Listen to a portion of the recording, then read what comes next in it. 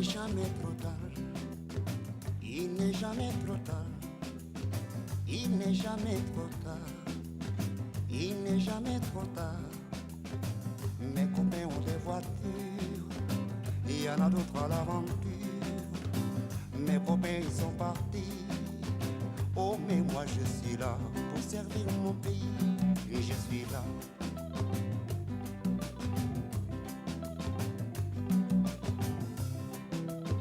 Il n'est jamais trop tard. Il n'est jamais trop tard. Il n'est jamais trop tard. Il n'est jamais trop tard. Mes copains ont des voitures, il y en a d'autres à l'aventure. Mes copains ont des villas, mes copains ils sont partis.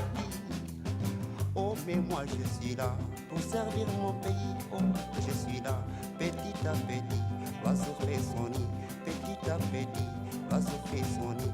Petit à petit, l'oiseau fait son nid. Doni, doni, doni, kononi panyoya. Oh!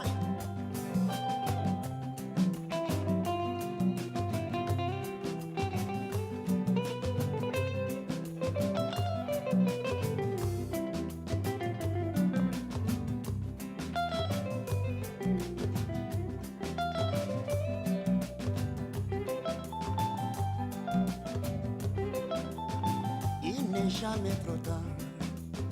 Il n'est jamais trop tard. Il n'est jamais trop tard. Il n'est jamais trop tard. Mes copains ont des voitures, mes copains ont des villas, mes copains ils sont partis. Il y en a d'autres à l'aventure.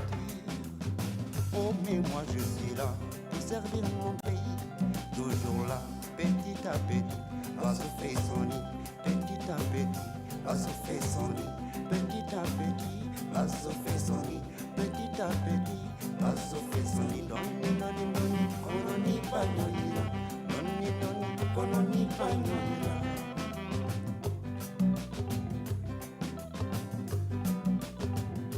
Oh la la la la la la la oh la la la la la la. Di la oh la oh la oh la oh la oh la oh la la.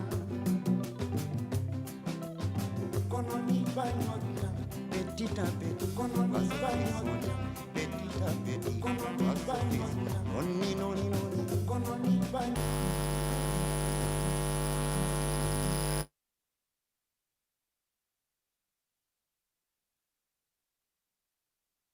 La la la oh la la la oh la la la oh la la la. Di la oh la oh la oh la oh la oh la la la. Mes copains ils sont partis, il y en a d'autres à l'aventure.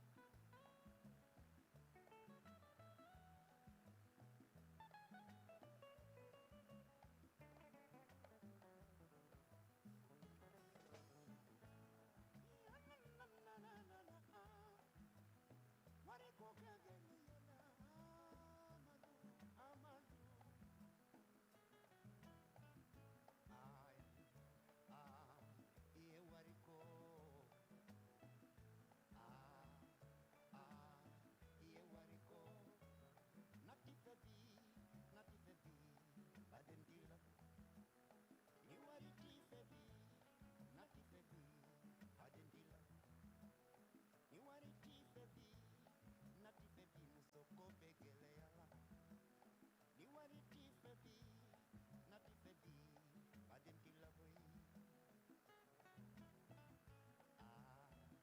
Ah, ye wariko. Ye wariko. Oni wari di fefile, anajumu ye solo la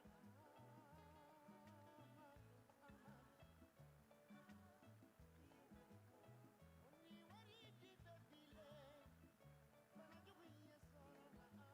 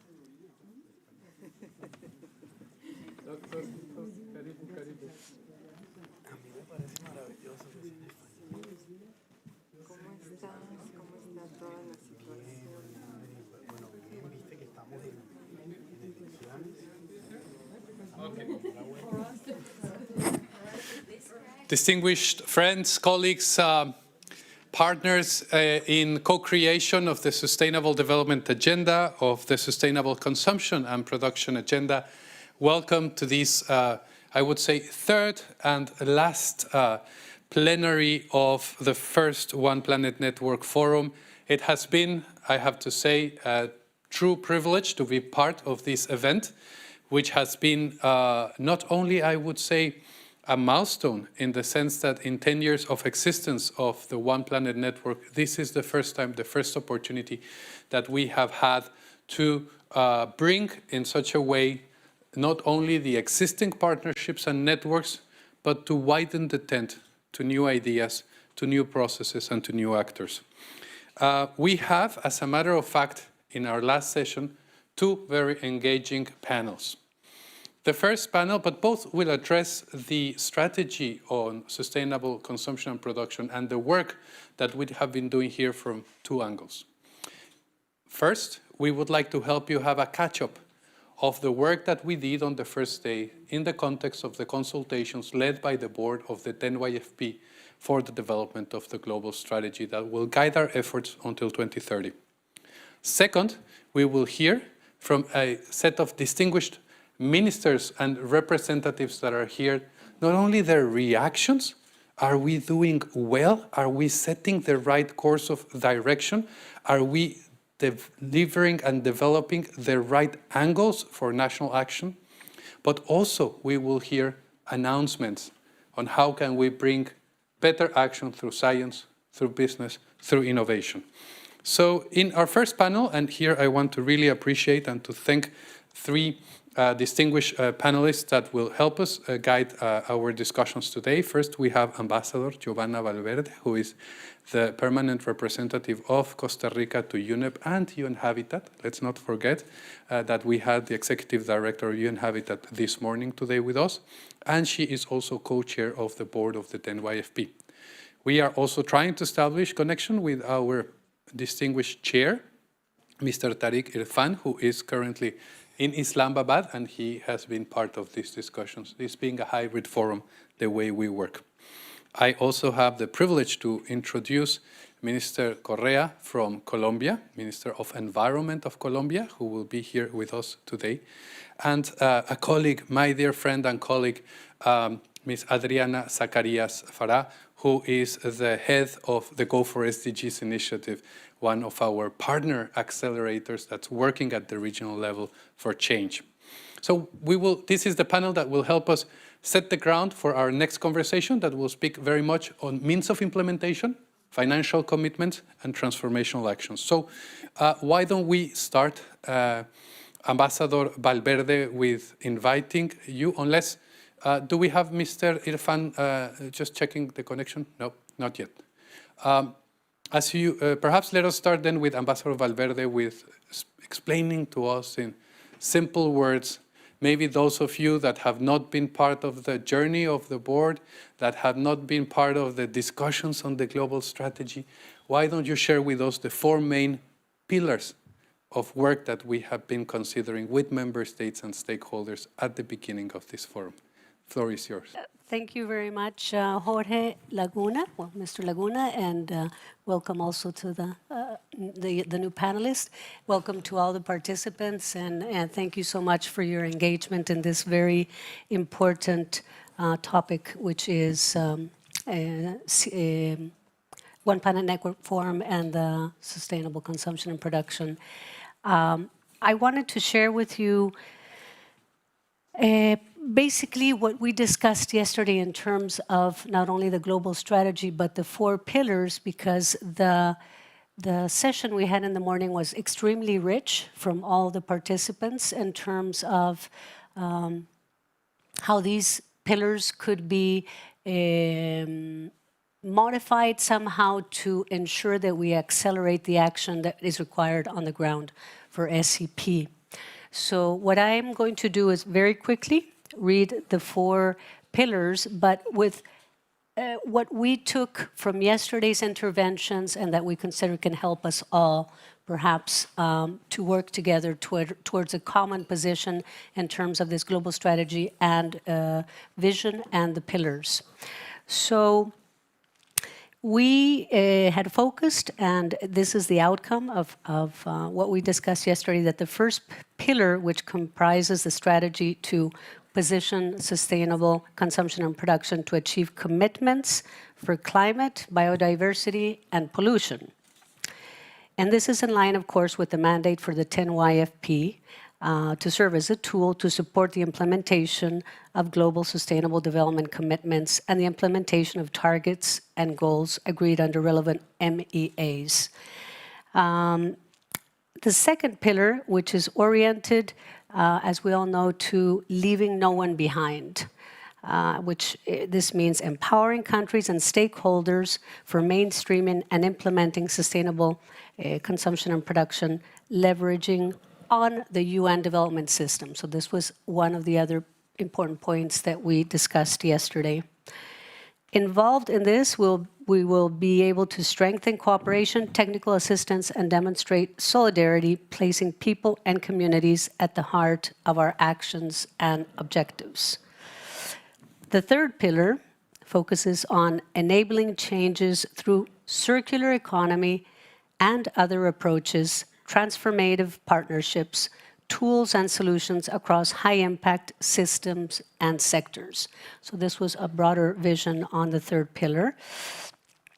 We discussed that the activities should be oriented towards efforts and resources, including catalytic and inclusive partnerships, solutions and tools, expertise in finance, to facilitate the implementation of concrete commitments for sustainable consumption and production, while at the same time raising the awareness of member states in this process.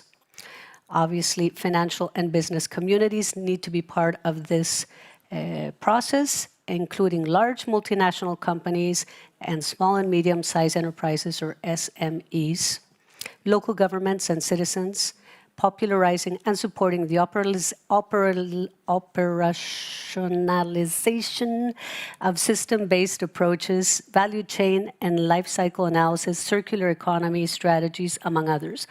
And I'm spelling all of these out because this was perhaps one of the discussions that we had yesterday, that we shouldn't just focus on one methodology, for example, the circular economy, that there are various other approaches to achieving this pillar. And the final one refers to inspiring a global movement and commitments for action in close collaboration with key strategic partners, champions, and ambassadors at global, regional, and national level. So this, in a nutshell, is a summary of where we are now with the 4 pillars, and which I think that what's important now is to be able to share and have your feedback for all the participants in person and in line as to how you think that this, or if these pillars can indeed help us to obtain the best that we can out of this global strategy for SCP. So thank you very much, Ambassador Valverde, for providing that input that indeed reflects the status of where we are in terms of the consultations for an impactful global strategy. We can see here, and to welcome Mr. Irfan Tariq, who is Director General for Environment and Climate Change at the Ministry of Climate Change of Pakistan. He's also the chair of the 10YFP board. We welcome you, sir, and we invite you to provide, in a few words, in a nutshell, what is the key message? We have quite a number of ministers here. You see one seated, but I can welcome also the State Secretary of Kenya, Dr. Kipto, the State Secretary of Argentina for Environment and Climate Change, Cecilia Nicolini. Many other participants are here with us today, and others online. Hundreds are following us online. How can we communicate the work that we're doing in the strategy? Why does it matter? Over to you. So thank you very much, and my apologies for being late because of this technological disruption. But let me congratulate the whole platform for organizing such an extremely wonderful and an eye-opening sort of session since yesterday. I think we had very successful, extremely interesting discussions, sessions during yesterday and today, based on the 4 pillars and thematic areas. So since, as you said, there are a number of dignitaries waiting, the nutshell is that the global strategy for SCP is in its final stages. We are in the consultation process, and which is in line with the General Assembly resolution. Now, the mandate of the board is to finalize. But what I hear from the discussions since yesterday, people here, they are waiting for action, and they intend to go into real action. There were 11 interventions in the first session yesterday, and most of them, they were reflecting on how to move forward in terms of taking actions on the 4 pillars and the thematic areas. So what I would say in a very simple one-liner, sustainable consumption and production is the centerpiece of all SDGs. And people across the globe, they are waiting to see action based on the strategy we are in the process of finalizing. So we had a very long consultation process for finalizing this strategy. And as Ambassador Vavedet was just stating, the 4 major pillars which have come out of emerged from these consultation processes. So I seek indulgence from all parties, and I would like to thank the 10xFP board, the Secretariat, for continuous efforts in making this a reality. So let's go into action. I think that's the key message. That's absolutely the key message. And we prepared a short video, no more than, I think, 1.5 minutes, that shows concretely what are these 4 pillars of action, what are these 4 priorities that we want the international community to concentrate in the next years. Why is Stockholm+50 important? So I recommend that we look at this video, and then we will start properly the discussion with our wonderful panel members, and we will bring our next participants as well on board. So let's play the video.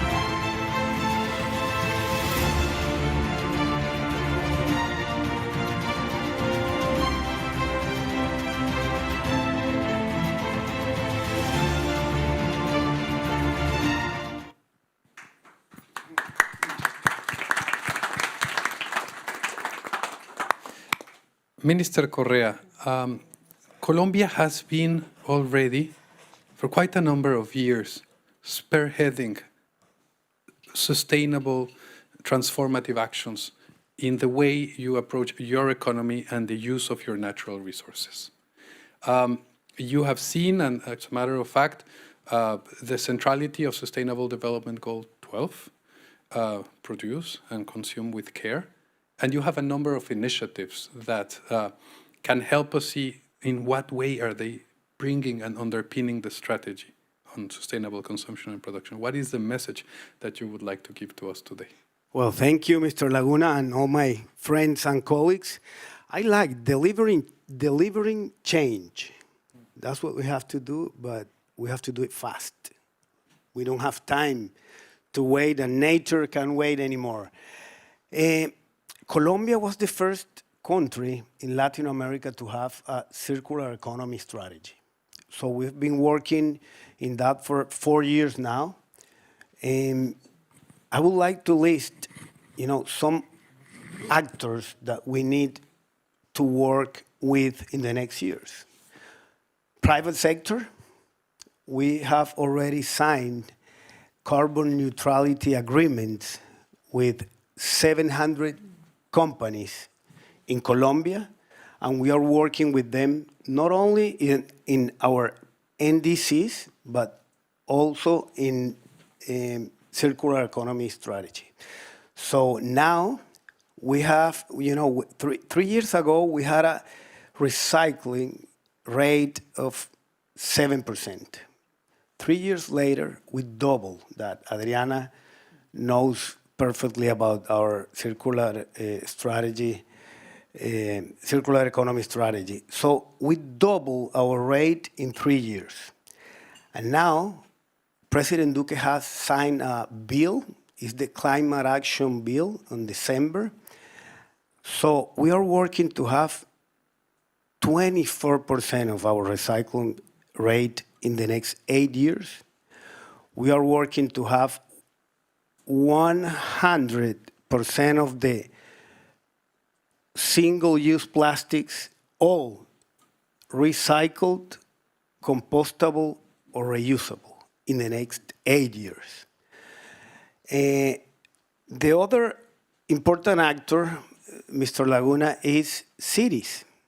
So we are working hand in hand with mayors and governors to work in a new concept called biodiverse cities. And a biodiverse city is a city that puts in the center of their development nature and people.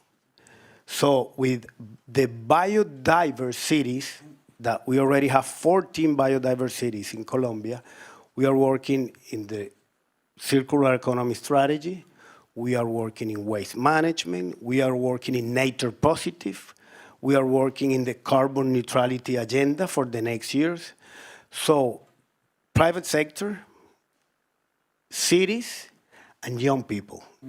We launched an environmental school last year called Savia, and now we are working in education in different programs from children, young people, private sector, to teach them how to do this delivery that we need. And 2 more things, just to finish.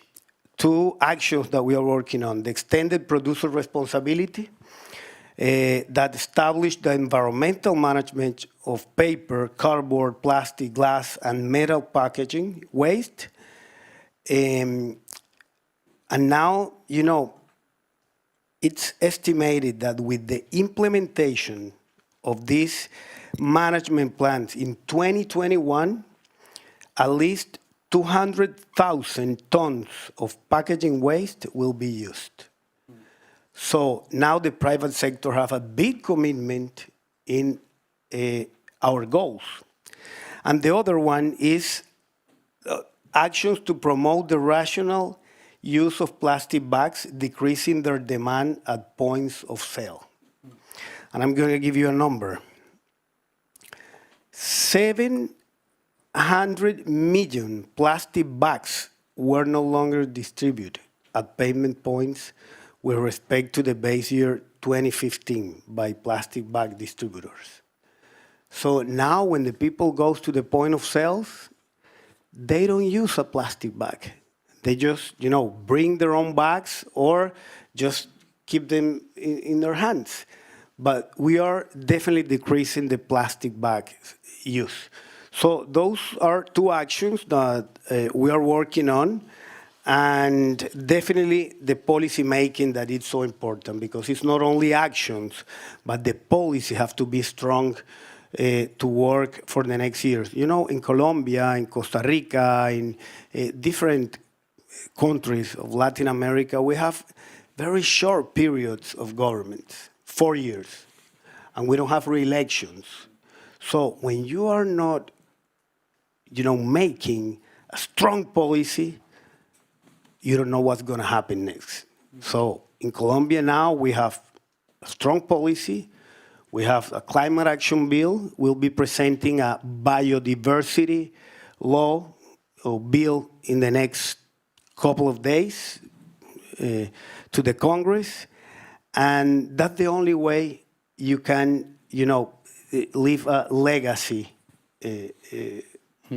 working for years. Yeah. No, thank you very much, Minister Correa, and let's celebrate those actions. And we want to hear these national commitments, these national actions, indeed. And I will get back to you because I want to know, how are you financing those changes? I think that's an important insight that we can hear from your country perspective. But now it's not only about resources and financing; it's also about evidence and having the right evidence, the right information, the right science policy linkages and products that will help policymakers and actors to change. And I'm very pleased now to invite Adriana Zacarias to help us address this question on how is Go4SDG supporting national governments and other stakeholders in the regions with scientific evidence to help Minister Correa create those policies that then bring action. Excellent. Thanks, Jorge. A pleasure to be here and sharing the panel with Jovan and Carlos.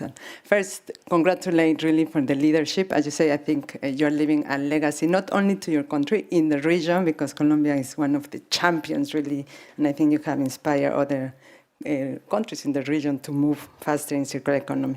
But answering your question, well, first, with Go4SDGs, what I want to highlight here is an accelerator of SDGs, in particular 12 and 8. And the key thing is we are not here to duplicate or create new tools. One Planet Network has done a lot of good tools, guidelines are there. And as you're saying, what we need is here how to accelerate action. We are working already in many things, different programs, but a few years ago, talking and responding to your question on science-based, the One Planet Network, together with the International Resource Panel and the Life Cycle Initiative, created what we call the SCP hat. And this is not a hat, it's the hotspot analysis tool, the hotspot analysis tool.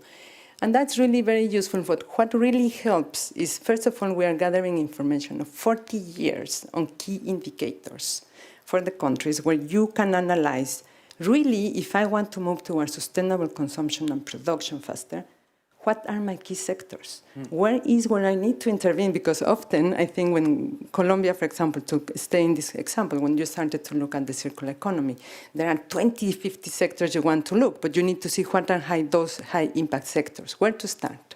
And maybe we cannot start with 100 policies, but if we start with 7, we can really make a bigger impact. So that's what the beauty of this tool now is in a platform.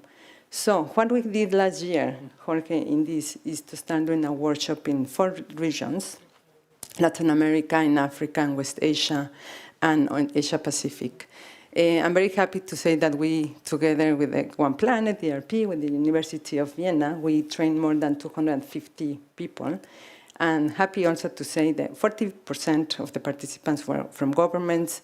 We have, I put it here, 30% were UN agencies, UN country teams, which is also very important because, again, if we are advising countries, it's very important that we say, and we can guide you faster to where are those interventions that are more meaningful, and then also research and private sector.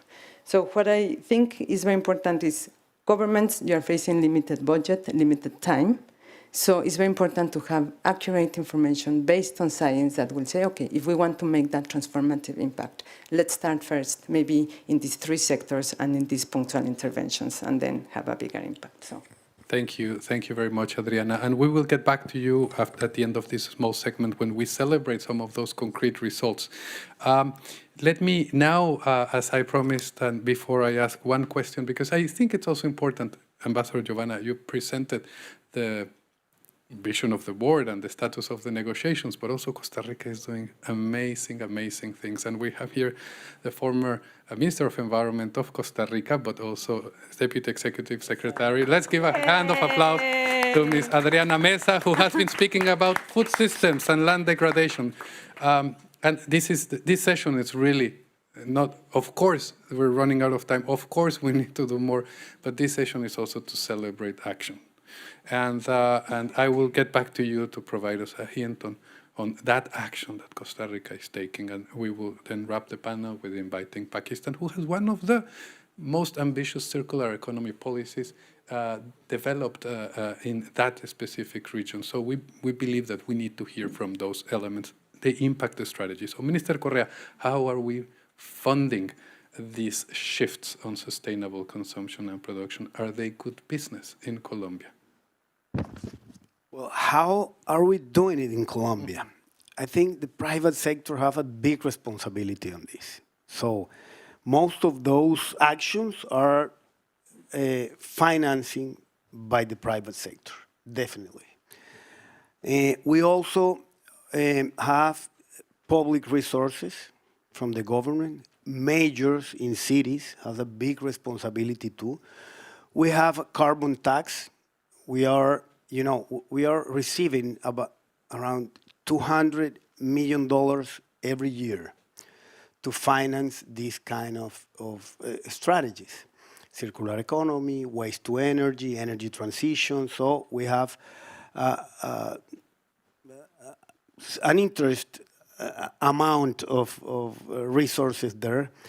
We have loyalties from fossil fuels. And we have now, we have signed the Green Protocol with the finance sector. And they made a commitment last week, just last week, that they are going to finance the 40% of our NDCs by 2030. Wow. The private finance sector. So we are, everyone now is understanding about the commitments that we have in Colombia. That is to be carbon neutral by 2050 and to be nature positive. So we are working now with the private sector, public sector, majors, and financial sector. So that's how are we now. And of course, international cooperation that is helping a lot. UK, Germany, Norway.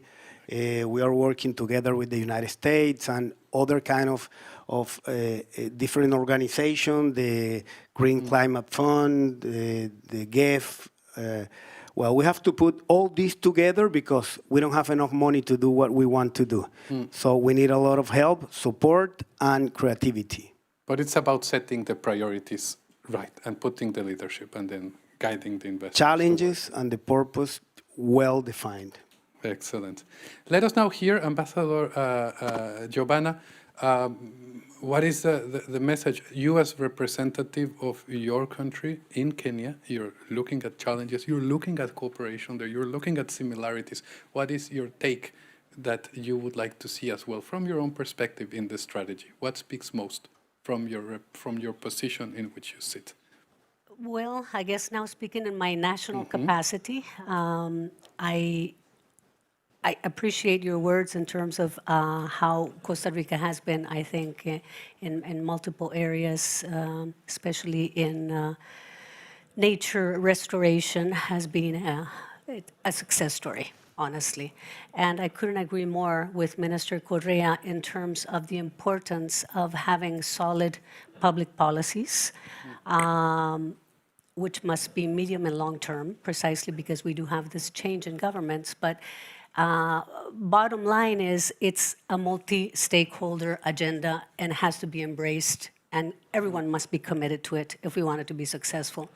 So thank you for sharing these incredible things that Colombia is always a step ahead. I remember since 10 years ago with climate change negotiations, and you were already way ahead of the rest of most of the countries in Latin America in terms of sustainable mobility, for example. And so for us, we've decided our objective is our national decarbonization plan, 2018-2050, which focus on mainly 4 different sectors: transportation, agriculture, industry, and waste management is one of those. And that's why circular economy, I think, is absolutely true and imperative for every single country, particularly because 50% of waste on average is organic matter. And also we have our national composting strategy. We have our urban environmental agenda, which we launched last year. And I think it's fantastic because even though we have been very successful with reverting deforestation from 80% deforestation in the 70s to our current 52% forest coverage in the country, and our commitment in our NDC is to achieve 60% forest coverage by the year 2030. Of course, we're also 100% renewable energies, and this is part of the success story of Costa Rica. But the areas where we do need to work on is precisely waste management, and hence the importance of circular economy, life cycles approach, and so forth. And I think it's a reality everywhere. Global north, global south, every single country has problems with waste management. So it should be, or I think in the strategy, it's one of the vital areas to work on. Concentrate. No, thank you. Thank you for sharing that perspective.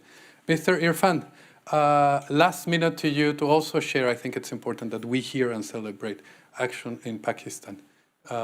Over to you.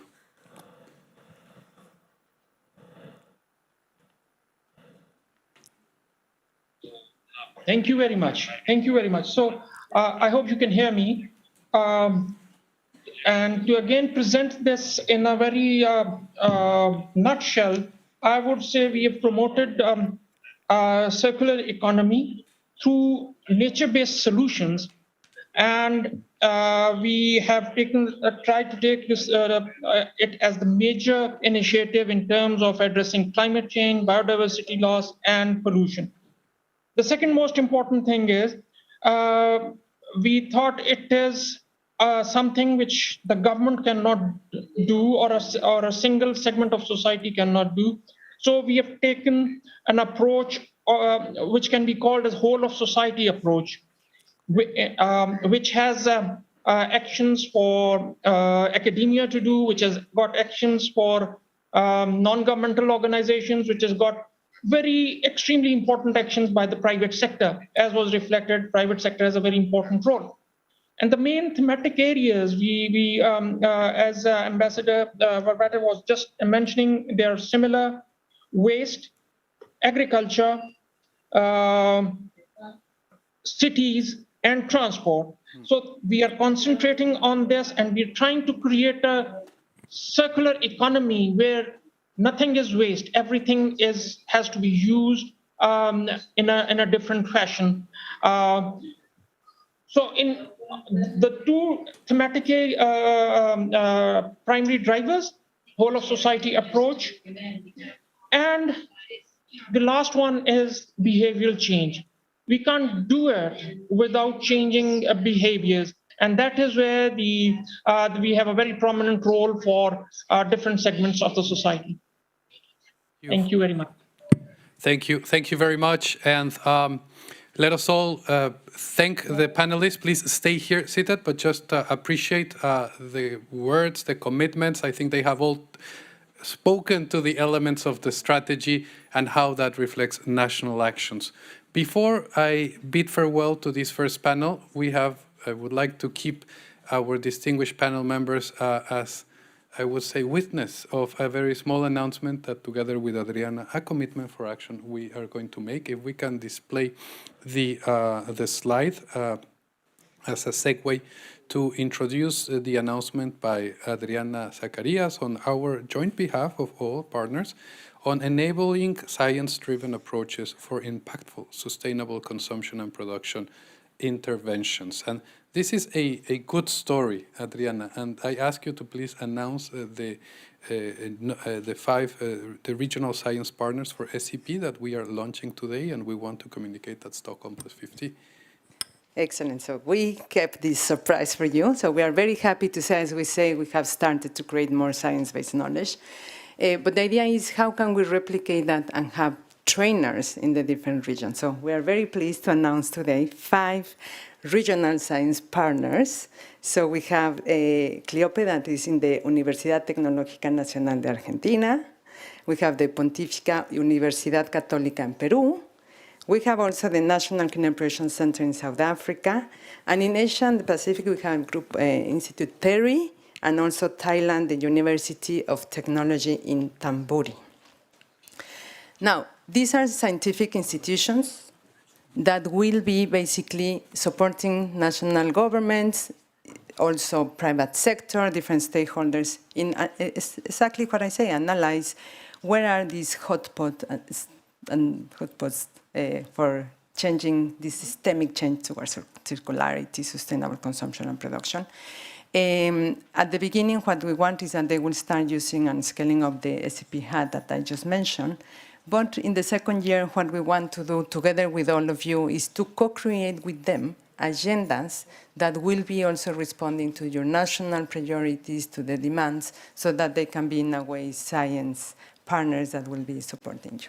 And this is just a first step. We want to increase the number of partners. We want to increase the number of academies. But today we're proud to announce these 5 partners that we are launching, and we will be supporting in the next years for science-driven policy-making approaches, interventions, national and regional level. So let us give a hand of applause and to celebrate these new institutions, and to thank our panel members who have to continue with also important commitments going on. And I thank you, Minister Correa, much appreciated. Thank you, Ambassador Giovanna.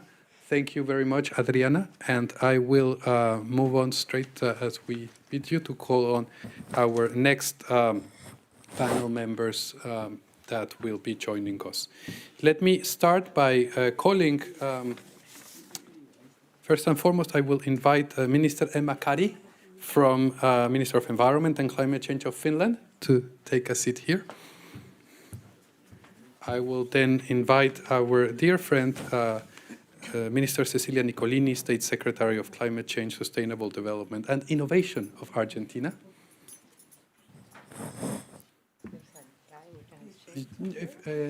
Next to Minister Kari. I will invite another partner, co-creator and enabler of the One Planet Network, Mrs. Zorica Urosevic, Executive Director of the World Tourism Organization, to join us.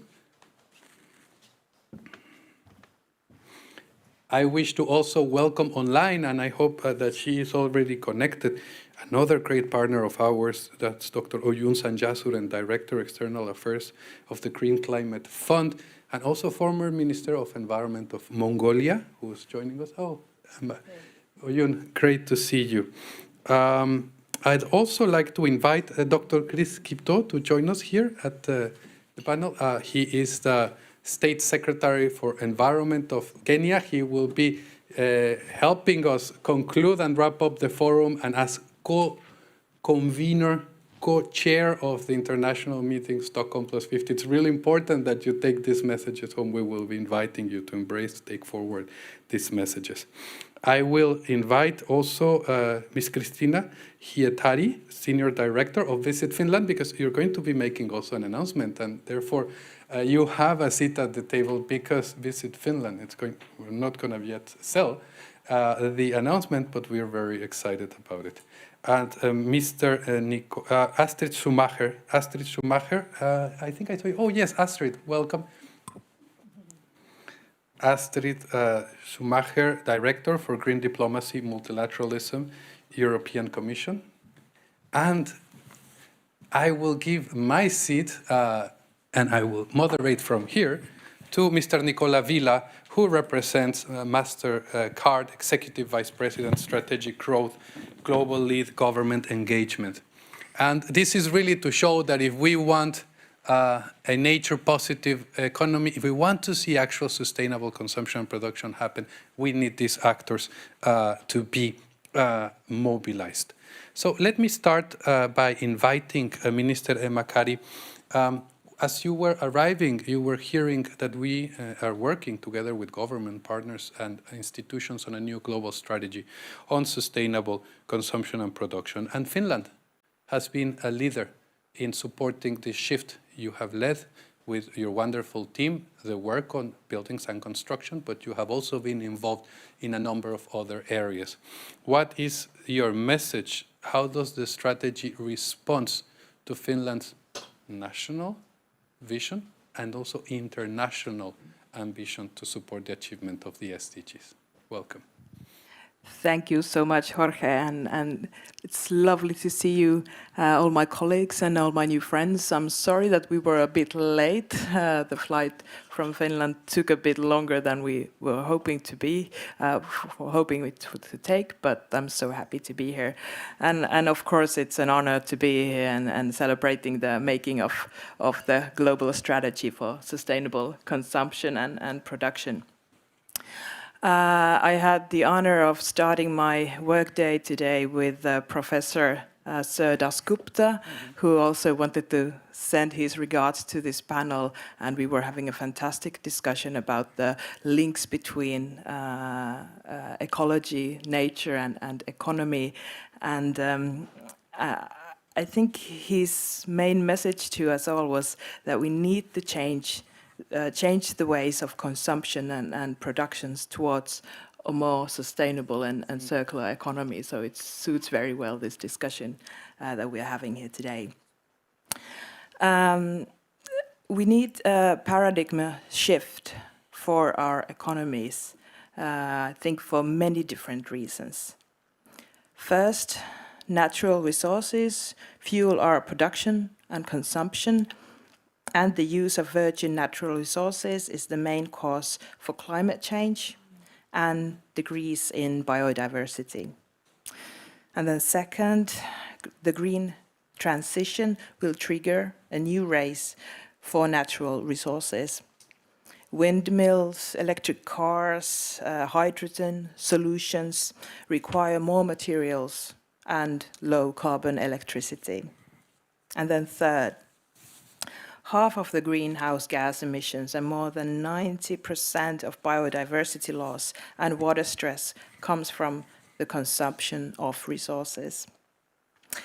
And the last, the horrible war and the Russian invasion in Ukraine has shattered the globe and revealed that we need to increase self-efficiency and reduce our dependency on global material flows. There is, of course, we all know, everyone who works with these issues know that there's no single solution to respond to these problems, to these challenges. And a transition to circular and more sustainable economy is not just about businesses. It is about the whole society. So we need to change the way we plan and design our policies, our cities, our infrastructure, as well as our daily lives. As a Minister of Environment and Climate Change, I am happy to inform you that Finland has set a goal of becoming carbon neutral by the year 2035.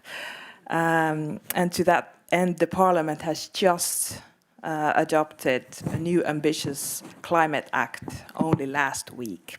So this is also a part of our legislation. Last year, the government also made a decision, I would say a historical decision, to set a cap to curb the overconsumption of the natural resources. So we're also launching cooperation with key businesses, cities and researchers to outline 3 pathways to sustainable future by identifying the most effective measures to change the trend and advance circular economy. And as you said in the beginning, Finland has been a long-time supporter of the 10-year framework of programs. Most importantly, Finland has led the operational work of one of the thematic programs, Sustainable Buildings and Construction, since the beginning. It is indeed a long way since the 2002 Johannesburg Earth Summit, where the first steps towards bringing a sustainable production and consumption to the International Sustainable Development Agenda were taking. Now, with the new strategy, we can build the legacy of the valuable work done so far and ensure that the sustainable consumption and production will stay high on the global agenda also in the years ahead of us. We commend the objective of the strategy to connect the dots between the climate, biodiversity, and pollution agendas, and between international policy and national implementation. This work is well in line with Finland's development policy, and it is a priority area on climate change and natural resources. I am therefore honored to announce that Finland will support the implementation of the new global strategy of SCP with the financial contribution of €1 million. Wow. We are happy that the valuable long-term work of the One Planet Network will continue beyond the year 2022. Finland is willing to be a part of this fantastic journey. Thank you. Thank you. Thank you very much for that announcement. Thank you for also, and congratulations on the passing of the policy and for supporting and believing in the One Planet Network and the work that we are doing. We will be good custodians of those resources and also of the many funding partners that we have. Thank you for being early supporters of the implementation of the strategy. But moving now to Argentina. Argentina also passed very recently your own national law, your own national plan on sustainable consumption and production. And what would you recommend to other countries who wish to do the same? How to support them? If you have been part of these discussions, you have seen that one of the pillars there is leave no one behind. We have close to 120 countries that have already developed a national infrastructure on SCP. Even Kenya has a very wonderful circular economy center. We still have a number of countries that do not have an institutional infrastructure. What is Argentina's experience? Thank you very much, Jorge, and I'm very happy to be here in this sunny day in Stockholm. It's beautiful out there. Actually, I was thinking about how to deliver my participation, and apart from telling you a little bit about what we are doing in Argentina, about our strategy, one of the main things, and I really like the short clip that you showed before, about how we need to address this currently triple planetary crisis of climate change, biodiversity loss, and pollution. And one of the main things that you just mentioned as well is how we address, mainly from countries such as, is listening okay, the microphone? Yes. Perfect. From Argentina or from the Global South, how we address this leaving no one behind, how we can manage to do our just transitions and trying to highlight the word just. And that's why I celebrate a lot your announcement. And yesterday, during the Sixth Ministerial on Climate Action, the MOCA, that we have a very interesting meeting, and also we discuss a lot about something that we still need to work a lot, that is means of implementation of all the strategy that we are designing globally and that we need to implement nationally at the national levels. And one of the things that we are still missing is closing the financial gap.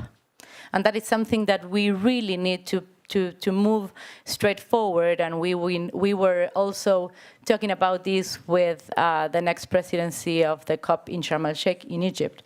And we really need to move forward in closing this gap that, according to studies, is now not about, we are not now talking about billions, but trillions of dollars that we need to close this gap, about 2.5 trillions of dollars.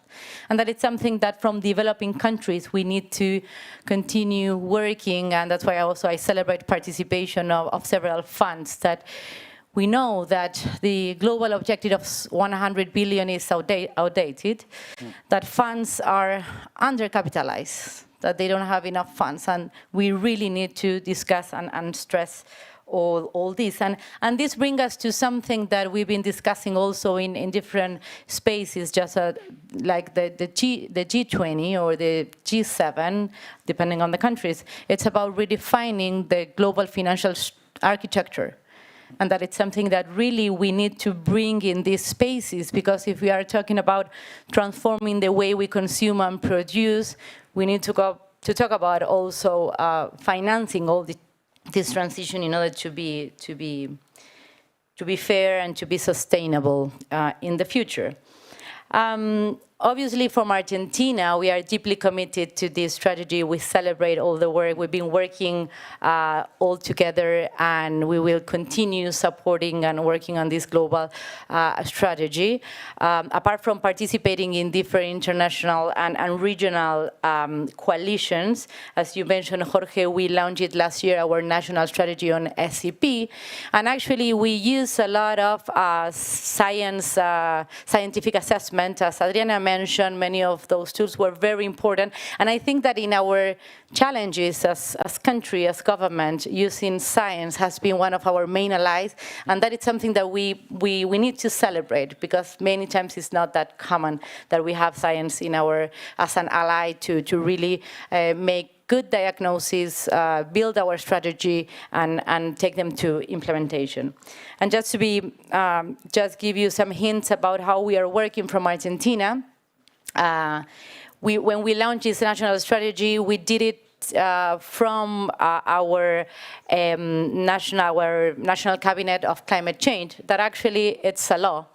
So I cannot agree more with my colleagues of the previous panel from Costa Rica and Colombia, that in order to make big transformation, we need to have laws to really make all these decisions binding, and trying to avoid the cycle of government in order to be long-term policies and strategy to make profound transformation. And that takes us to this national cabinet. It makes it work with all the ministries, because from the climate change secretariat, obviously we coordinate all this strategy, but we really need to work with those who design the specific policy, with the industries, with the public sector, with infrastructure, with investment, to really align all the objectives and have one comprehensive strategy. And also within that cabinet, we work with private sector, with civil society. We engage all the different actors to really make something that can be sustainable and including everything. Obviously, well, then I can share, but I will leave my time for the other panelists, specific instruments, because it's good to have and write a strategy, but we need to build specific instrument that we need to transform. And actually, the hotspot tool that Adriana was mentioning, we use it to identify 2 strategic areas for us, such as food and constructions, to build all these instruments to make the changes towards the sustainable consumption and production. So maybe I will leave it out there. I would love to discuss more about the fund that we need to push in order to finance all this. And I'm happy to listen to the rest of the colleagues. Thank you, Jorge. Absolutely, because we're going to perhaps move now, if I can, and let's celebrate, of course, Argentina's actions, commitments, and leadership. And now I think you put 2 elements here, and we will go. My next 2 speakers, presenters, participants of this circular plenary. It is Astrid Schumacher, not only to recognize the strong support that the European Union and its member states has given to the work of the One Planet Network, but really to get from you your impressions on the approach of the strategy, but examples, proven examples on how we can mobilize the resources to fund the shift to sustainable consumption and production, both global and regional levels. I don't know if you have a microphone there. If not, we can pass it on. Astrid, thank you for joining us. And then we will hear from Oyun, the perspective from the Green Climate Fund. Yeah, thanks so much. And I found myself nodding the whole time listening to the colleagues from Finland and Argentina. I think those are amazing, amazing examples. And I'm just really here to congratulate the One Planet Network on the strategy. Okay, the strategy is not adopted yet, but it is such an important strategy that I think we need to take time to get it right, because as we see the strategy, it's not a stock taking of what's going on anywhere. It needs to be visionary, and it needs to be framed in that context of planetary boundaries, which is of course a very Stockholm-related concept, but it really needs to be a strategy for all actors, very well reflected also in the 4 pillars, the holistic approach to sustainable consumption and production, and the strategy that really brings us to a situation where our resource consumption can be curbed and where we keep our resources longer in the economy. And what we find particularly important in that context, and it's also recognized in the strategy, and we hope it will be one of the outcomes of Stockholm, is that we recognize that SCP is the way, the best way to address the triple planetary crisis already referred to. And Professor Dasgupta is one of those people who has made it very clear. It's a bit overwhelming to see this triple crisis and then all the other geopolitical challenges. And if we don't want to despair, we really need to find solutions that allow us to address all these 3 elements of the crisis at the same time. And there, I think science has now been clear. It is our unsustainable resource consumption, unsustainable production methods that drive the crisis. So we need to do something about that. And then we face this oddity that there is no global forum to discuss it. Yes, we have 10YFP and amazing strides have been made. But if I look at all other big environmental challenges, we go the way of maybe a convention, or for SAICM, we have, for chemicals, we created a platform. And that, in our perspective, is really missing. And then we see that also SDG 12 is lagging behind, as other SDGs like 6, which doesn't have a sort of institutional home in the UN, is lagging behind. So for us, what is really important that the 10YFP and One Planet Network works and supports this idea of a global dialogue that should enable us not just to sort of exchange knowledge about policies that work, exchange best practice, but also allow us to identify barriers and then find ways to addressing those barriers. And in those barriers, and here I come to the conclusion, is of course financing. That's very widely identified. The first issue there, and we experience that in the European Union, is to understand that circular business models are different. All of a sudden, it's no longer necessarily about selling more, but you sell, for example, a service and therefore less of a product. There's an amazing knowledge gap that needs to be filled, and we saw that early on in the European Union. Therefore, we created, for example, a platform bringing financial institutions together with circular economy practitioners. Then we need more knowledge about which investments are sustainable. Taxonomy is one way of going. Greater transparency about investments would be another way of taking this forward. But certainly, and that's really my last sentence, and hopefully we can come back a bit more about it, the role of governments is to create incentives and a stable policy framework that makes investors confident that if they were to go towards sustainable and circular business models, that would pay off. And in the European Union, the Circular Economy Action Plan provides this certainty, and we're now implementing it really, I would say, full steam, integrating it also in our resilience and recovery plans. That would be another very important message, I think, for all countries around the world. Link circularity to the recovery from the crisis, of course, also to your national determined contributions for climate change. But in doing so, having a clear framework, moving now to our Sustainable Product Initiative to product legislation that mandates on the European market products that are durable, recyclable, reusable, upgradable. And with that framework in place, give that signal to the financial sector and to investment that this is the way to go. And I think that would help us overcome a vast amount of the finance gap that we face. Thank you very much, and let's give a round of applause to the great work that has been done, and the message that we need to widen the tent if we want to achieve change on the SCP agenda. One of my personal takeaways is that we need to speak with other actors than those specialists on SCP, right? And this has to be the investors, the private sector, the financiers, and just there we're recognizing, I think, Dominic Wagry, who is here, and he's going to be providing and helping me in a few minutes. I'm just giving him a heads up, because tomorrow we're taking this discussion to the Action Forum multi-stakeholder partnership. But yes, Astrid, we need to have a dialogue, and it's there in the strategy that brings on equal footing all the players that are needed to effect change. We will move quickly because we need to wrap up this event on time in 20 minutes because there are a number of other activities that we don't want to infringe upon. And my next speaker here is Dr. Oyun Sanjasuren, dear friend of mine, but also an incredibly important player on the discussion on triggering investments, creating finance for circular economy interventions in the context of the national determined contributions. We are seeing that. You heard a number of country cases here. We're going to hear after. I will just give us a hint from the tourism sector. How is the tourism sector participating? But from the Green Climate Fund perspective, what is your message to this community? Okay, thank you so much. I'm very happy to hear all the impressive examples of policies from countries committing to making fundamental changes in the way that societies produce and consume goods and services. And I'm very happy to see, also how far the partnership has progressed and delivered.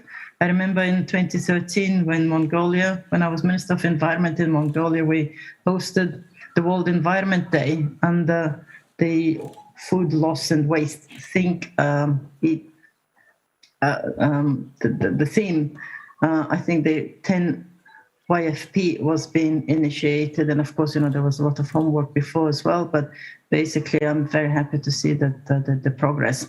Now at the Green Climate Fund, we now work with more than 150 countries, 200 plus partners, and our work in the last few years, where we're now funding more than almost 200 projects with the portfolio is about 40 billion, out of which 10 billion is funded from GCF and the others are co-financiers. So we could see from our wealth of now projects that we're funding that the integrated approach is key, and especially with the circular economy.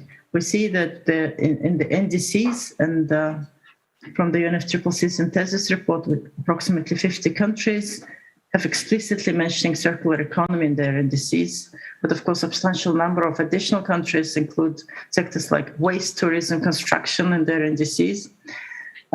For the GCF, it's very important that we support developing countries translating NDCs into investment plans, into bankable feasibility plans. And we see that creating integrated climate and sustainable development strategies is very important.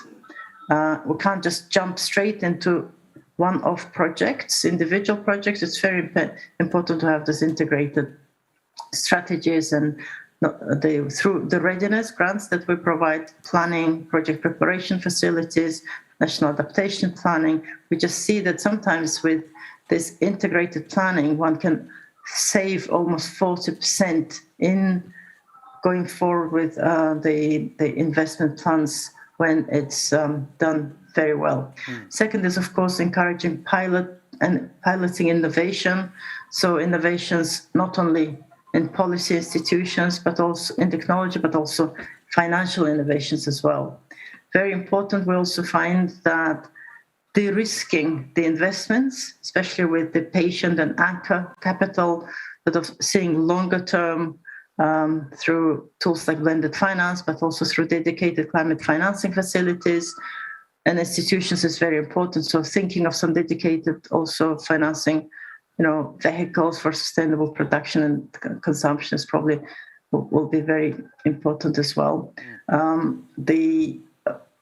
I would like to use an example of food loss and waste as well, which we see that the current many agricultural projects at GCF already contributing to food loss and waste indirectly, but going forward we wish to secure a strong focus in the agriculture projects to better capture both the emission reductions from projects as well as the increased resilience. We would like to put more emphasis, we would like to see more projects coming, for example, for food loss and waste.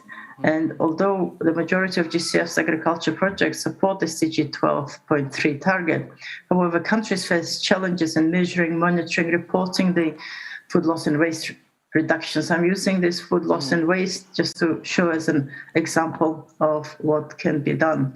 And creating knowledge and sharing is very, very important as well. So I'll stop here, Jorge. Thank you. No, thank you. Thank you very much for those insights. The work that we're doing here is definitely bankable. It's definitely part of projects that can be funded. Private sector can play a role. Also, the vertical funds can support us. We're going to use these last 8 minutes to speak about one very important sector in which we're seeing absolute change. It's the tourism sector. And I will first invite Ms. Zorica Urošević, who is the Executive Director of the UN World Tourism Organization, to speak up to us. How can tourism companies and destinations respond to the triple planetary crisis, help address climate change, promote circular economy models, and generate employment? It's really a beautiful story that you can share with us. Thank you, Jorge. Thank you very much. Oh, sorry. Oh, we have one hidden. Hello? Yeah. I don't know. You just keep on talking. It'll turn on. You want me to be fast, right? Okay. Thank you very much. I think that first, let me reiterate the importance of the sector. Tourism is the third export world category after fuels and chemicals. Why is it so important? Because it is a complex ecosystem made of many industries. And integrating buildings, integrating food production, integrating digitalization, hotel sector, accommodation, transport, and so on. And buildings, of course. So the complexity of the sector requires that we look at it from a completely different perspective as an economy, looking at the environment and looking at the society, because people are doing it all, consuming and producing. Now, tourism, I would define it as consuming the planet, but it needs to give back to the planet. And maybe we can use it as a vector for progress and building livelihoods, but we need as well to look at it as a polluter. Reflected in biodiversity strategy globally, worldwide, we have made an analysis. 90% of these strategies refer tourism. However, when we see at the NDC, it's very different. 40% of mention of tourism is a vulnerability sector and as a polluter. So depending on where we look at tourism, it is a good thing or a bad thing. How do we make it right? Now, in building up the strategy, and I speak as an international organization, and we have our constituency are member states, so meaning ministries of tourism, but the sector serves trade, so serves like companies and businesses. Now, first, governance. The governance has completely changed, and I thank you very much for underlining the complexity of going and looking at circularity in the new resilience context, because I think this is the biggest challenge we need to think ahead of us. It's maybe as well an opportunity, but I think it's really the major challenge. Now, governance needs to be right and needs to be addressed. And I think that today we are very happy to be representing a sector that is not the environment sector, but that is the tourism sector, the one consuming the environment. So a productive sector with the environment. Then we need to look that 80% of tourism is made of SMEs. SMEs needs to be supported. They need to change the way they operate. They need to produce and consume. And that is absolutely reflected, I think, the two ministers that addressed us today, I think, brilliant initiative and steps taken forward. And I like very much, in particular, Argentina, who has created the right governance model, because it has to pull and trigger all the part of the country. And the third, and the most important, is to empower people. Because by empowering people, that's how you're going to make and trigger change. So I think that our task is huge. And I think in the new strategy, all these aspects are well embedded. And we ourselves need to reinvent ourselves. How are we going to work as an organization in collaboration with others? I mean, I can just reiterate, the partnership with UNEP has been extraordinary, because it has brought us here today, but it is bringing us even further. With the Glasgow Declaration, in 6 months, we had 600 signatories, even more coming up. With the plastic initiative, even more. I think there is a growing appetite to join forces for good and for really delivering change, but as well inspiring change. I will stop there.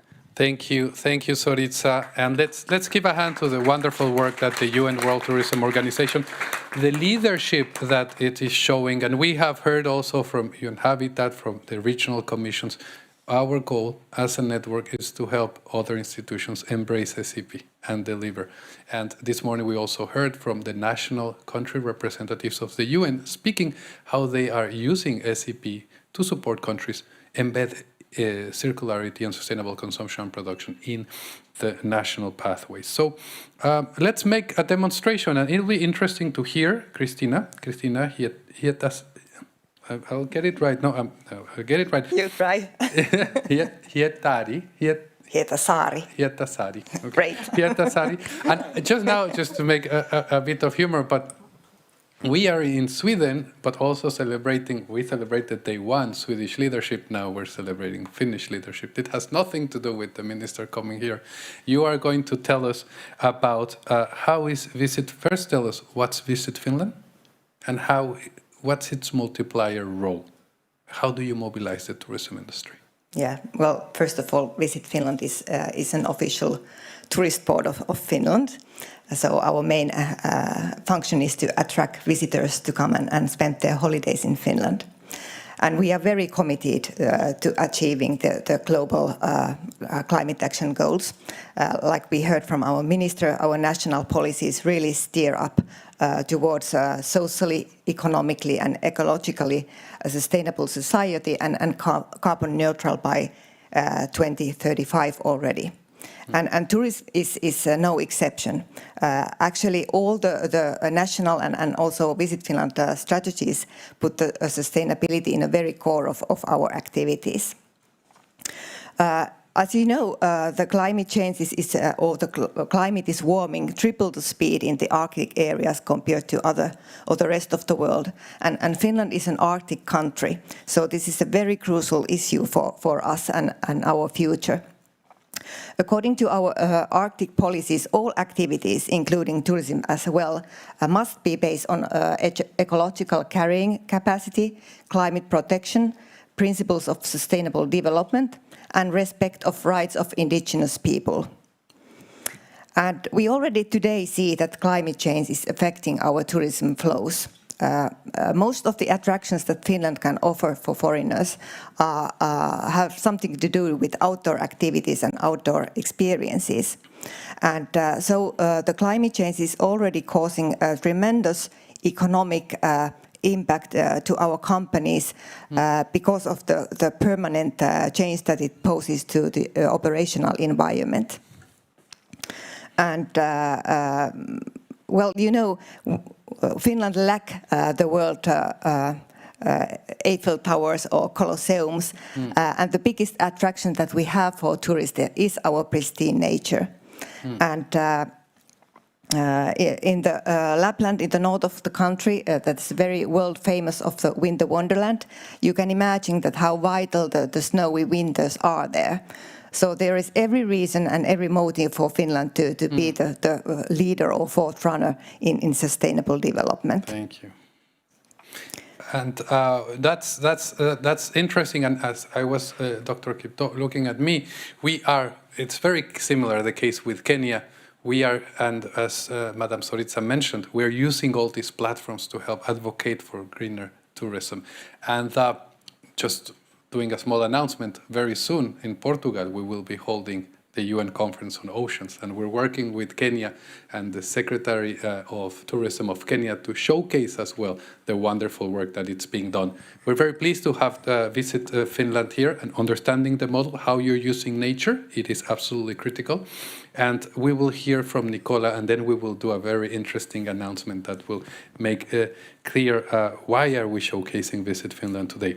So Nicola, well, you are Vice President of MasterCard. So in a sense, we all want to hear half of us, those that have MasterCard and those that have Visa, we all want to hear how are you using the power of nudging incentives in pushing tourists to address and understand the management of waste, pollution. How do you engage tourists and the host communities? How are their critical elements in your business ecosystem? What is your contribution? Well, thank you. Let me first of all maybe start by saying that Amazon is not only a river, Apple is not only fruit, and MasterCard is not only a credit card company. We are a company, a technology company that grew up in the card space, but has been able to use and leverage on a network that touches 2.6 billion people, hundreds of thousands of merchants and tens of thousands of banks and financial institutions, to basically drive a number of strategic programs. The company, therefore, is able to deliver and enable transactions which are financial but also non-financials. Digital identity is one of the areas in which we've been focusing on and engaging both with banks and with government. So this huge network allows us to, first of all, see in real time how the economy is behaving. Right? During the pandemic, in the last 2 years, we collaborated with more than 180 agencies at the international, national, and local government layers, helping them understand what was happening to the economy in near real time, by sector and by geography. Because actually we saw how the spend was changing in terms of lockdowns, reopening, and so on. Tourism became one of the focus areas over there. So we work today with more than 80 DMOs, ministries of tourism, international government organizations, in understanding what is happening to the tourist sector and to the corridors. How are corridors reopening? We're using our spend data to basically inform some of the decisions, some of the marketing initiatives that many governments have started to put together to reopen tourism in a inclusive and financially and environmentally sustainable way. So that's our focus. If you think about the SDGs, we traditionally focus from 2015 on financial inclusion.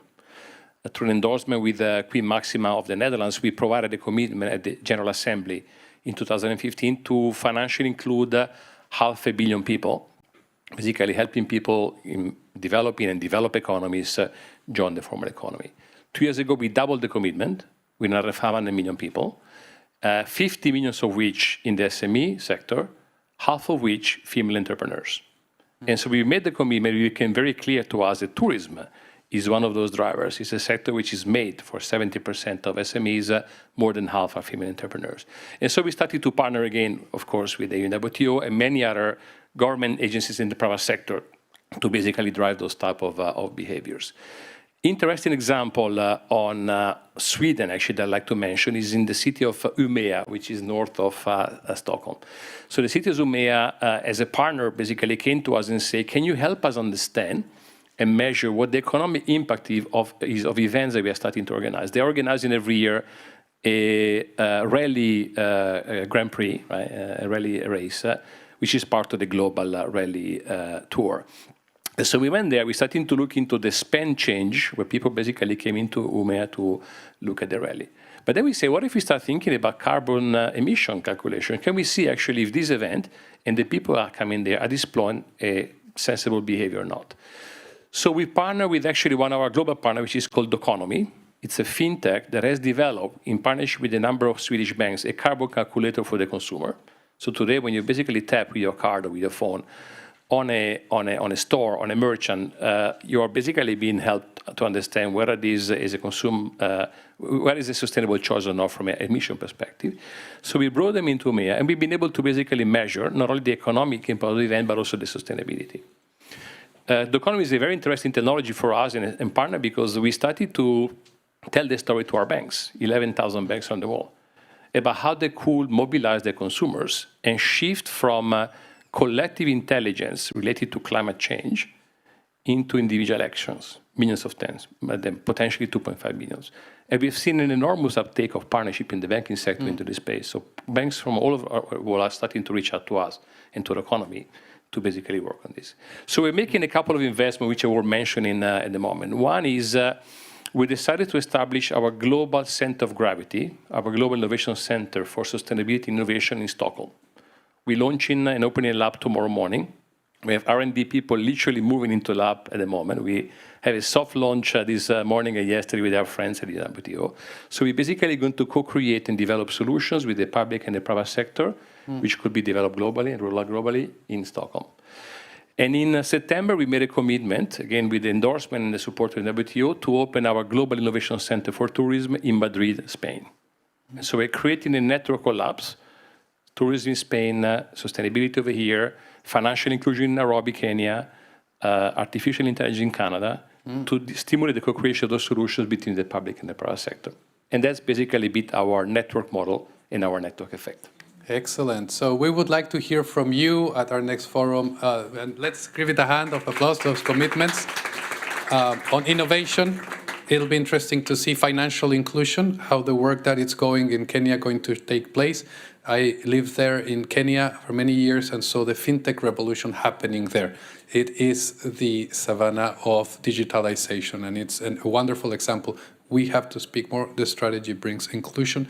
And also, I forgot to mention it because we had a wonderful session on embracing digitalization, a new area of work where we're going to be working on. So congratulations, celebrate your commitment. And now we have just two more short announcements to make. One from Visit Finland, if we can put the slide there, and to celebrate the commitment. And I really like this slide because it shows that it's not easy. It's not just sitting in a panel. You actually need to convince a lot of people to come and sit here. And that's why I want to just give the time to have that there. Why don't you tell us just in 1.5 minutes, or I'll give you 2 because it's a lot of partners there. Christina, what are we seeing there? Well, you are seeing the names of the companies who have, together with Visit Finland, now become the signatures of the climate Glasgow Declaration for the climate actions for tourism. And I would, for a background, first tell you that some of you might know that Finland is the happiest country in the world, actually for the 5th year in a row. And many people are curious of knowing what is our secret, why we always win this ranking. And I would say that it's because of the relationship that Finns has with the nature. So nature is always close by, and our way of living is really close to nature. And we understand that nature is not there for our purposes, but it's a purpose for itself. And for that reason, it is so important and easy for our companies and suppliers to understand why we really have to be in the forefront of this climate change battle. And I am so proud that there were always 150 companies in Finland who announced to be interested in signing this declaration. But because of the tight time schedule, we only managed to have 60 companies and destinations to sign it by this deadline together with us. But there will be more to come. So I just want all you to join us on this race towards a better future. Thank you. Absolutely. We celebrate that, and that brings... I wouldn't like to put you on the spot, Serose, but we are, and congratulations, hard work, but we are reaching that Glasgow Declaration. It's really a joint product of the One Planet Network Sustainable Tourism Program, and it is a model that it's working. So, absolutely. I think that, thank you very much, Christine, and we're looking for the other 90 people and 90 companies joining. But especially what I think would be very important. If you can speak to the microphone, because we have a few hundred people that are actually following us online. This is going to drive change, really. And thank you very much for your leadership in that. And I want as well to thank Virginia in my team that has been really an amazing advocate of that declaration. So thank you. Thank you. And we celebrate the great work of the team. And last 2 speakers, an announcement. I recognize here Mr. Dominic Wagry. He is Senior Advisor to the President of the World Business Council on Sustainable Development, also a very good friend of the Sustainable Development community. He's going to announce something that's going to happen a bit tomorrow. Why don't you tell us about the action agenda? How do we connect with the action agenda? And then I will invite Dr. Chris Kipto to share his insights and helping us bring this forum to a close. So, Dominic, the floor is yours. Thank you very much. It's an honor to be here at the One Planet Forum Network. I have to celebrate a real innovation from the Swedish and Kenyan Secretariat, particularly our colleagues in the Swedish government, who, as part of the Stockholm+50, I think really drew upon the inspiration of the original Stockholm Environment and Development meeting in 1972, where the late Maurice Strong thought we need to get different stakeholders together. It's not just governments, it's also business, it's also finance, it's also civil society. So it's a brave and interesting move from our colleagues in the Swedish Secretariat. I'd very much like to honour Ambassador Lissinger Peitz and the team for that. Could we, at the World Business Council for Sustainable Development, with our good friends from the Stockholm Environment Institute, nice to see you, Rob, mobilize about 70, 80 or so leading companies and other key stakeholders of business associations across 6 key value chains. We've been hearing about value chains like travel and tourism, fashion, construction, mobility, things like that, and ask them, how sustainable are these value chains right now, in your opinion? And in your opinion, what roadblocks do you need to overcome to really transform them? Because we know, we've seen in Glasgow, we've seen in Paris, and from there on, that there are now many different business coalitions and activities taking place. We've heard some great ones, but we know that, and you'll probably be finding it too in MasterCard, that if only some policy levers could be pulled, these things could get to scale. There's so much evidence being identified as to how great these initiatives are, but if this and this and this could happen, suddenly financial inclusion could be there for everyone. So it's lifting above the coalition, above the partnership which many leading businesses are engaged in, and suggesting and asking and saying to us, basically, and particularly to those from the policy-making community and the international organizations, that if we're serious about this new form of multilateralism in the world that we live in today, which is absolutely laser-focused on getting rid of some of those roadblocks to get us to the 2030 delivery agenda in just 8 years, whether it's climate, whether it's nature, whether it's reducing inequality, whether it's tackling pollution, there might be 3 or 4 key action areas which the business community who've been working on this together with society could identify. Here's one.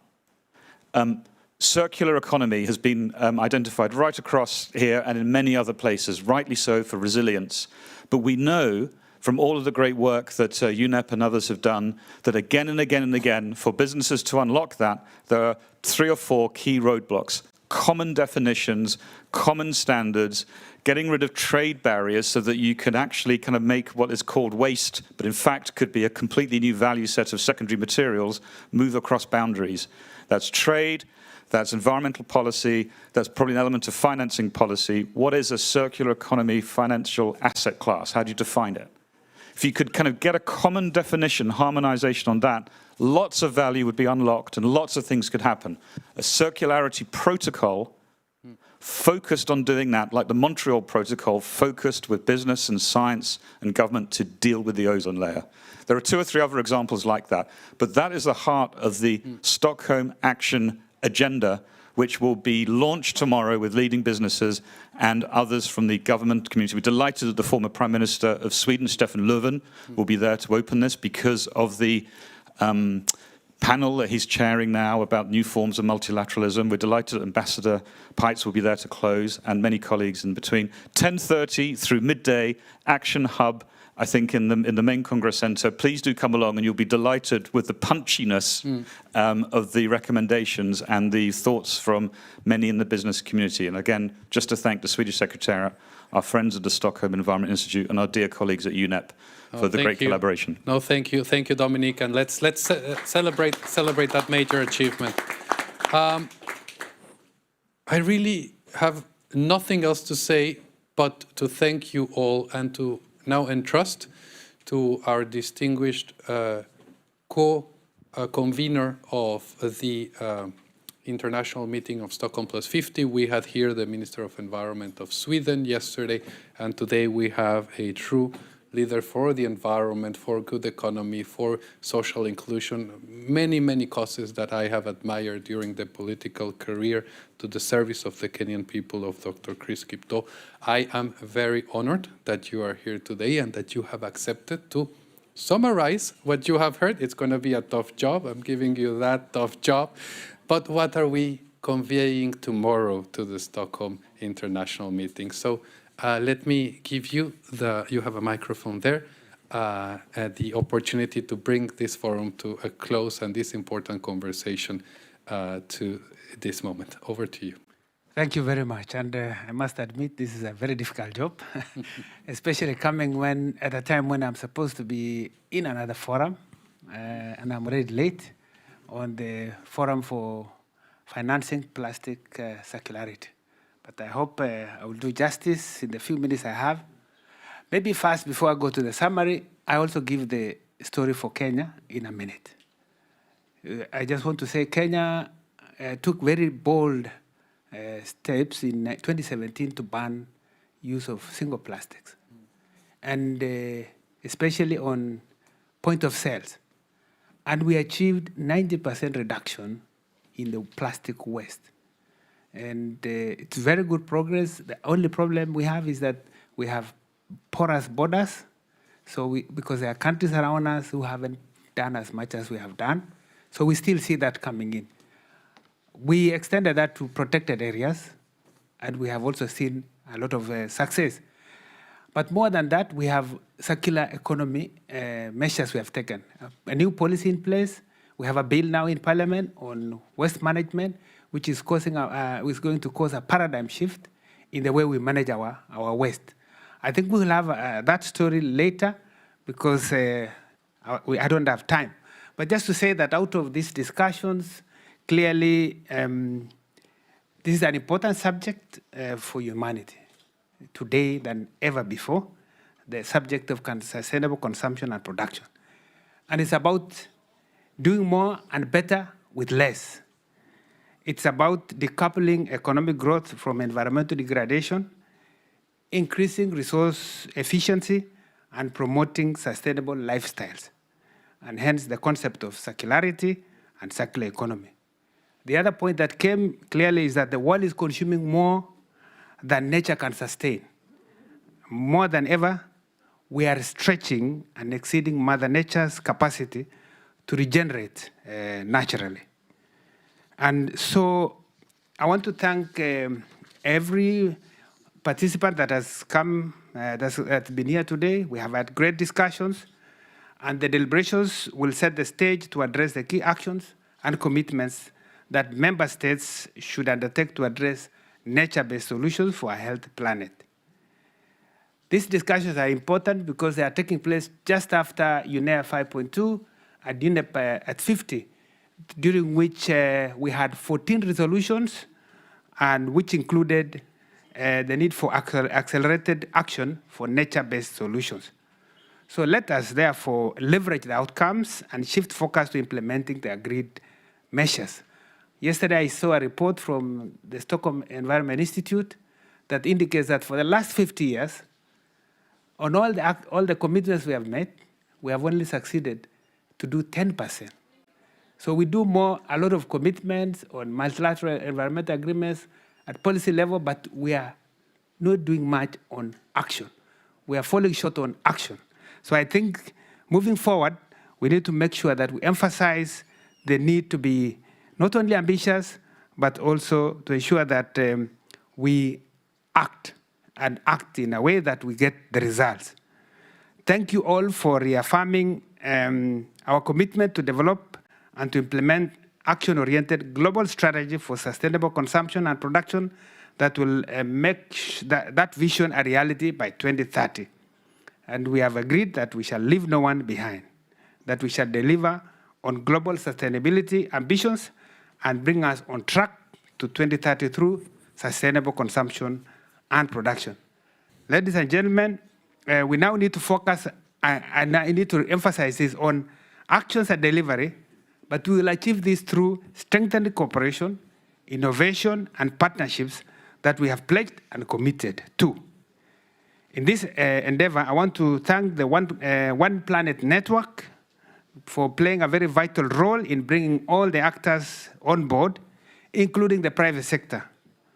We have heard from many stakeholders emphasizing the need to change or to cause a paradigm shift in how we think, how we act, and inspire sustainable consumption and production. So in conclusion, I want to say that in the last part of this afternoon, we have explored ways to accelerate action at the country level to implement transformative approaches to our food systems, build the environment, and of course, sustainable tourism, as put by my colleagues next to me. We have agreed on three things. The need to establish a regional science partners for sustainable consumption and production, and you had that announcement made today. We've also agreed on institutional governance and finance frameworks needed for implementing and scaling up action on sustainable consumption and production. And the last part is the catalytic role of the Glasgow Declaration on Climate Action in Tourism, which has seen an increased number of signatures. So I take this chance to invite you all to advocate for these commitments to act, scale, and implement action on sustainable consumption and production through bold and ambitious strategy that joins the voices of actors at all levels and across countries to meet the environmental and social challenges we face, putting us back to 2030. Ladies and gentlemen, this is an important message that needs to be conveyed at the Stockholm+50 international meeting. And so in the next 2 days, I encourage all of you to make sure that this message is heard and shared as broadly as possible and beyond. That's just this forum. So let us all join hands for the global movement for sustainable consumption and production to grow and lead the change we need for a healthy planet and prosperity for all. I wish to thank the organizers of this event for orchestrating this auspicious event that will hugely impact the outcome of Stockholm+50. I thank you all for your kind attention. Bravo. Thank you very much, Dr. Tipto. Thank you for your patience. I want to thank, first of all, Oyun Sanjasuren, Mr. Nicola Villa, Minister Kari, Mr. Nicolini, Dr. Tipto, Soritza, Madam Cristina, and our dear friend Astrid. Thank you for your participation in this closing panel discussion for all our panelists. And thank you for our audience. Many of you, or almost all of you, have been engaged during these last 2 days. Wonderful, thanks. You are excused and welcome to continue with your agendas. I will just, as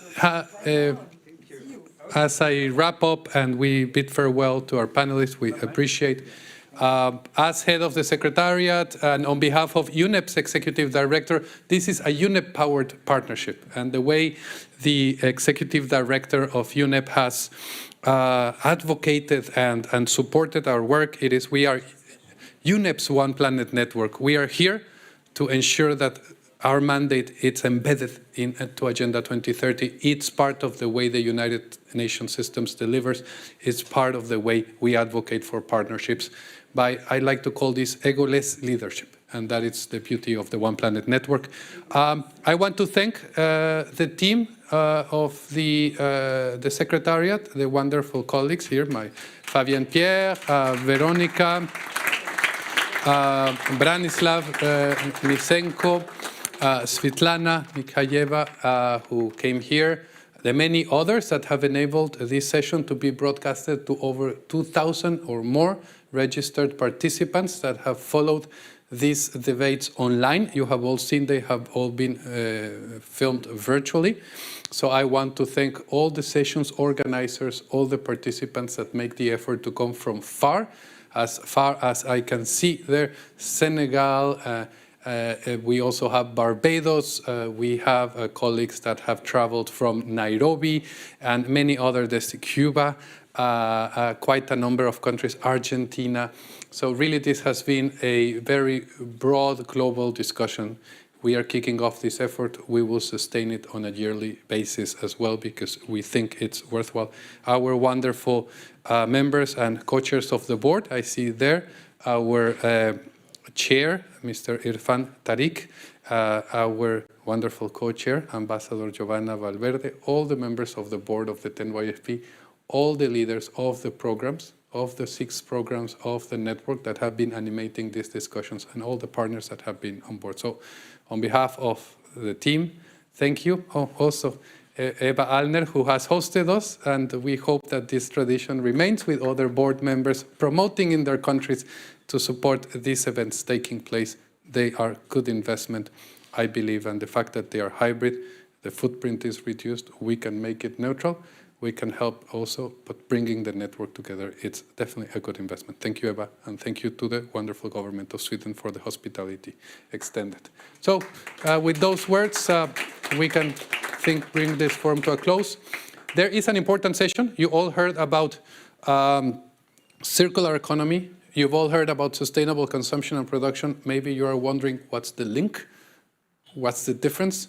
How can circular economy be a pathway? What other pathways are there? Because that's an important element that we discussed at the board today. There's not only one size fits all, one approach. I want to say that we have opened, in the spirit of inclusiveness, the opportunity for Chatham House to hold a session, independent session of the forum, which will discuss circular economy precisely from a global roadmap perspective. I will be participating there to learn. If you're interested, it will start, I think, at in 5 minutes, those that are interested in one of these rooms. You can follow online. All the sessions will be saved and broadcasted. So if you cannot participate now, you can follow the discussion later. Have a good rest of the day. We are still discussing food systems, and we will be seeing you all tomorrow in the Stockholm, very important international meeting. Thank you all.